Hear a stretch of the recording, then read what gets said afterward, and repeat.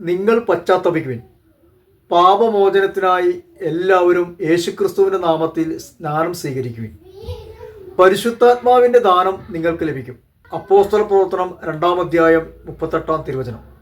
പെന്തക്കോസ്ത് ദിവസം പരിശുദ്ധാത്മാവിനാൽ നിറഞ്ഞ പത്രോസ്ലിയയുടെ ആദ്യത്തെ പ്രസംഗത്തിൽ ജനം ഹൃദയം നുറുങ്ങി അപ്പോസ്തലന്മാരോട് ചോദിക്കുമ്പോഴാണ് പത്രോസ് ഈ വചനം പറയുന്നത്. പശ്ചാത്തപിക്കണം, യേശുവിൻ്റെ നാമത്തിൽ സ്നാനം സ്വീകരിക്കണം, അപ്പോൾ നിങ്ങൾക്ക് പരിശുദ്ധാത്മാവിൻ്റെ ദാനം ലഭിക്കും. പരിശുദ്ധാത്മാവിൻ്റെ ദാനങ്ങൾ നമുക്ക് ലഭിക്കുവാൻ 1. പശ്ചാത്തപിക്കണം. 2.